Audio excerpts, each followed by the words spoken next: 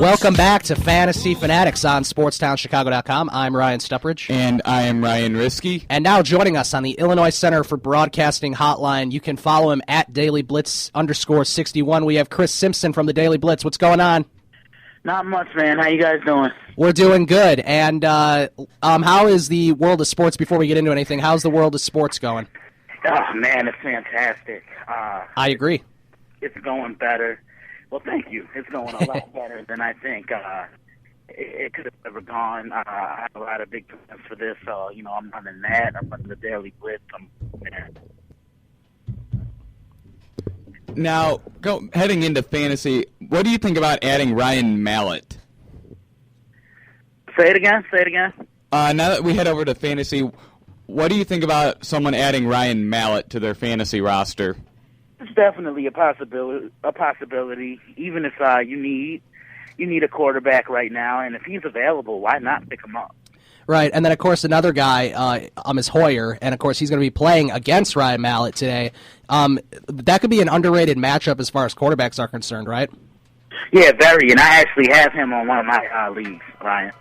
Okay, yeah, so that's a pretty good thing, too. Now, as far as drops for quarterbacks, we've already talked about Andy Dalton. I dropped him proudly last week. But talking about the Rams, I heard that Austin Davis probably won't start on Sunday. Do you agree with that move as far as the Rams are concerned? No, I don't, because this guy, he's been productive. He's a young quarterback. He's put them in some really good positions for them to win, and I think he's earned the job. Sam Bradford hasn't been able to stay healthy. Right. Did you agree with the benching of Austin Davis? I didn't, Ryan. I thought he was the best fit for this team.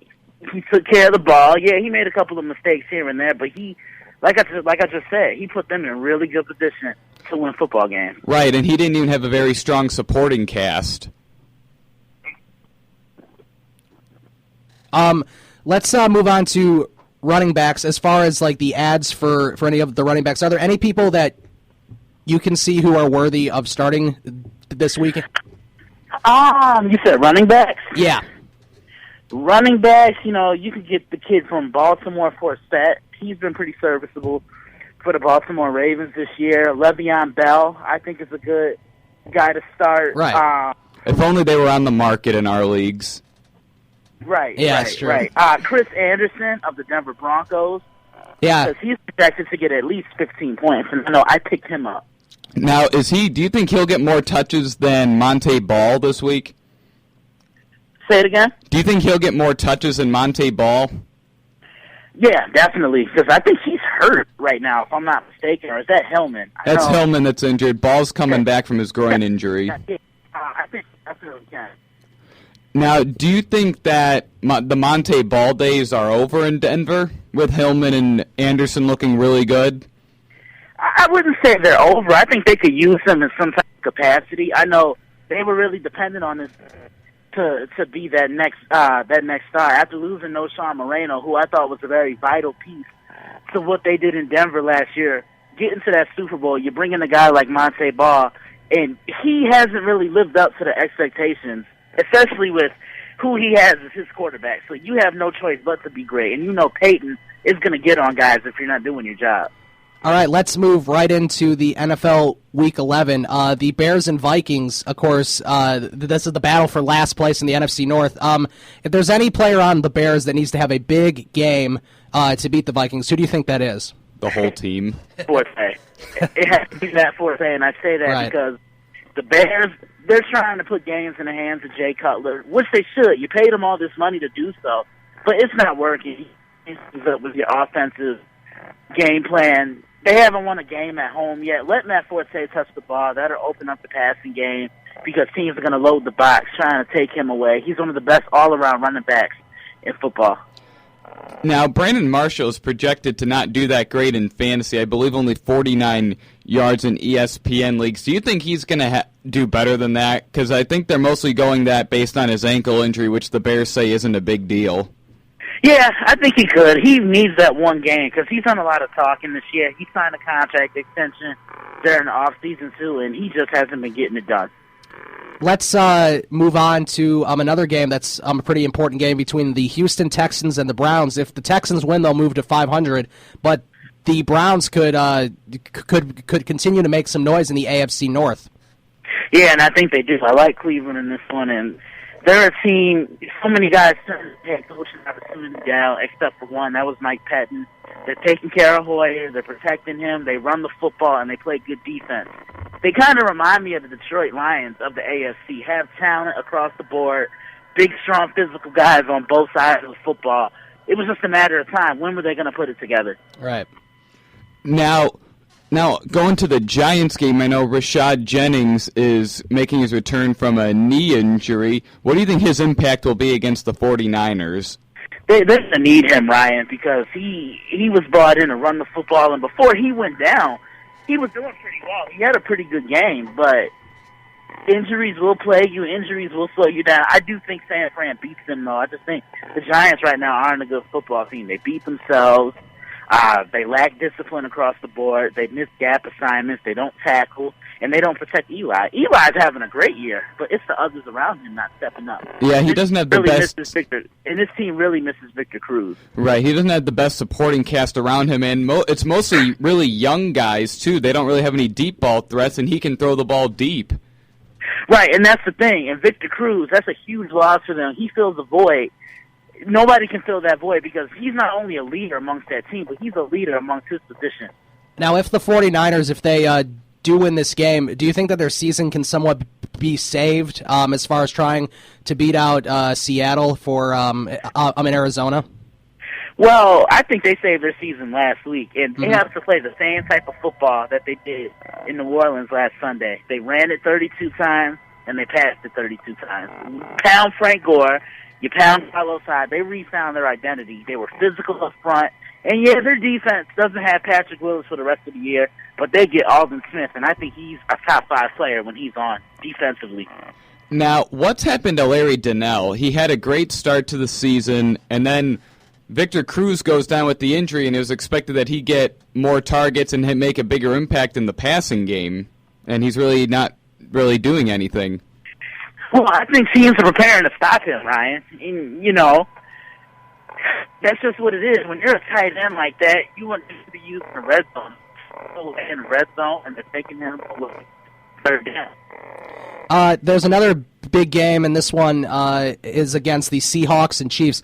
They're both 6-3, and it's going to be at Kansas City. Who do you think is going to win this game? Because me and Ryan Risky both picked the Chiefs. I'm taking Seattle. I think they really found their rhythm. They found their swagger on Sunday. Get Marshawn Lynch the football. That'll open things up for Russell Wilson. And that defense got it together as well. Didn't take days.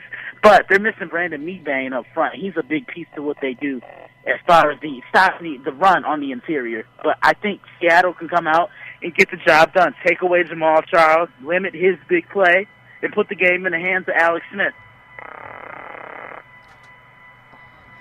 So, do you think that Sherman will shut down Dwayne Bowe because he's actually been having kind of a solid season for how his quarterback plays and what kind of receiver he is? I could definitely see it. Smack him up at the line of scrimmage. What I think Kansas City's gonna have to do is they're gonna try and use smaller receivers because that's how I think you attack Richard Sherman. Use those smaller receivers in the slot, line them up on the outside, run a lot of pick routes, run a lot of drag routes because they're not going to be able to keep up with that. And I always say this, the smallest guys in football are the hardest to bring down and defend. Right. Now, there's a lot of big games as I'm looking at the schedule. I didn't realize that there was already a lot of good games left at the 3:25 time and then the Sunday night game. So let's talk about the Sunday night game first. The Patriots go into Indianapolis. The Patriots are 7-2. Colts are 6-3. This is going to be a big battle between two quarterbacks. Yeah, it really is. And I think the Patriots right now are the best team in football. After that debacle in Kansas City, they've gotten back to the basics, protecting Gronk is really claimed his title as the best tight end in football. Brandon LaFleur's been a pleasant surprise. He's a big threat on the outside. And the Patriots haven't had that type of big play receiver since Randy Moss. And defensively, yeah, they're missing Chandler Jones, but it just doesn't simplify with one player. they play team defense. That's what I really like about this. Revis is comfortable, Brandon Browner is comfortable, and Devin McCourty is pretty good too in that back end. But when I look at the Colts, what defense is going to show up, Yusu? Is it going to be the defense that shut out the Bengals a couple weeks ago, or is it going to be the defense that gave up 6 touchdowns and 51 points to Ben Roethlisberger and the Pittsburgh Steelers? So what unit are we going to see? But another thing I realized about the Colts is whenever a big-name team comes to town, they always seem to show up. They beat San Fran last year in San Francisco. They beat Seattle. They beat Denver. I like the Colts in this one. I completely agree with you there. I think Andrew Luck is going to be able to tear, especially in a home night game. I think he's going to get it done, beat the Patriots defense. T.Y. Hilton could have another big game. Yeah, and I think that's going to be the key. Have to play T.Y. Hilton.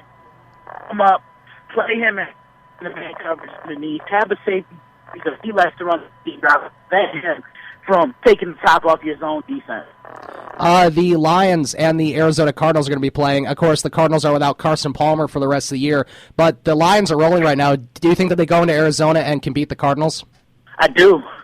I really do, because I think the Lions are due for the big win. They can run the ball. I don't think Patrick Peterson is going to stop Calvin Johnson, but that's the matchup I'm really looking for. These Arizona, Pat Peterson and Antonio Cromartie against Golden Tate and Calvin Johnson. Because Golden Tate put together a very nice season for the Detroit Lions. They run the ball. Stafford is taking care of the ball, and their defense, they're playing with a lot more discipline, and it's what they not taking anything away. I think they're in this one. Now, what do you think the impact of Andre Ellington will be in this game, because he was kind of shut down last week? It's huge, and I think he's the key for them moving forward if they want to make a run in the playoffs. Okay, let's move on to the Eagles and Packers. Who do you think is going to win this game? I like Green Bay. I think Philly is really good right now. We need with a better team. But look at when I look at the Eagles, I gave Mark Sanchez the benefit of the doubt. Kept saying he was going to come in and struggle. But look at what he has now compared to what he had in his time with the New York Jets. He has great weapons on the outside, a solid 1-2 count at the running back from LaShawn McCoy and Darren Sproles. Has a good tight end with the backer. And now he has offensive head coach to help him. He didn't this.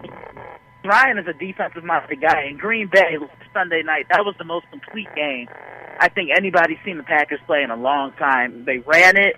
Aaron Rodgers is Aaron Rodgers. And they have to come out and shut down Jordy Nelson. He's one of the best receivers in football. Now, what do you think? How do you think Aaron Rodgers will perform against the Eagles' defense? Because they're coming off a big game against Cam Newton and the Carolina Panthers. I definitely see a lot of max protections from back to him, and that's been the Eagles' problem over the last couple of years. Getting to the quarterback, putting pressure on the quarterback, and they got to Cam Newton 9 times. So I definitely, Green Bay's offensive line is better than the Carolina Panthers, but they can run the ball, and Green Bay has to make it a point of emphasis to put this game in the hands of Nick Foles. Do not let Shady get out in the open field. You have to contain him. All right, Chris, thanks for calling into Fantasy Fanatics on SportsTownChicago.com, and we look forward to talking to you next week. No problem. Have a good one. All right, thanks, Chris. Yep. And that was Chris Simpson from the Daily Blitz. You can follow him on Twitter at DailyBlitz61. We apologize for the audio issues with our phone line here, as it was kind of hard to hear a couple of the questions. But nonetheless, that was Chris Simpson, and he'll be on every week at 2:15 to break down NFL Week 11 and some fantasy news as well.